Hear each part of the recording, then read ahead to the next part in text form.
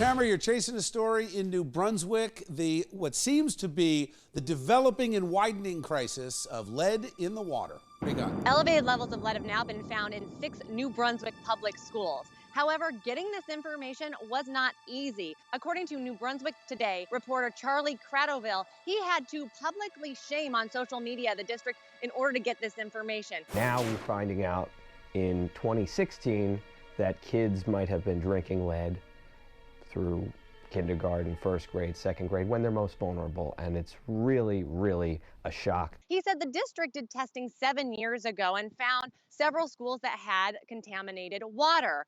They put in regulations to test the water every couple of years. Well, he has not gotten any answers on whether or not there's even been tests. Now that there was a test this year, he wanted to know what were the results. And they refused to answer the question. They wanted to withhold the information. And then the next day, they only released a couple paragraphs and not the actual results. I had to shame them on social media before they finally released the full report. Now, he actually has an audio recording of that public meeting that took place on May 3rd. I'm going to have you listen to it yourself. When you're in court, you say asked and answered, and that's what it was. You made a question, it's been answered. It'll be posted tomorrow, period. Madam Chair, through you for the attorney, is this a courtroom? Is this a court of law? No, it's not, but you're being argumentative. We have a decorum here. He asked the question, it was answered. Move on, please. No, sir, it was not. Why is the board not going to share the information tonight? Now, we know that the lead testing was finished the last week of April. This also coincides exactly when Governor Christie came out and said that all public schools are now going to have to test their water annually.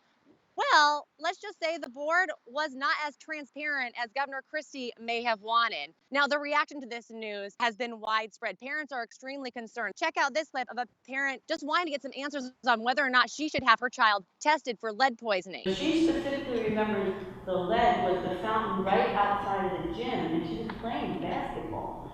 So she was drinking a lot of that water, and I would have appreciated knowing at that time that she had consumed so much water that was high in lead so that I could then get her lead level checked. We know that in Newark it goes back to the early 2000s. I mean, you're talking about a problem that has spanned more than 10 years, that has required at least a call to action to 17,000 kids to be tested. So is there a similar number in New Brunswick? There's about 10,000 students in the New Brunswick school district. At 6 schools were tested positive. That's yeah. Right, every year, how many get out? I mean, you could be talking about, who knows, 20, 30, 40,000 kids. Well, I mean, we just reported in December, 6 months ago, that Ed O'Rourke, the former head of New Brunswick's Water Authority, pleaded guilty to falsifying test data. So this goes back as far as him, and apparently he was doing that for several years. The effects are serious. You're talking about brain damage. You're talking about their nervous systems that could be destroyed for the rest of their lives. We're talking about health care.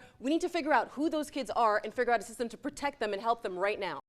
I just received a statement from the New Brunswick Public School superintendent saying any rumors claiming that our district's water is currently unsafe or that we withheld information or failed to take swift action are unequivocally false.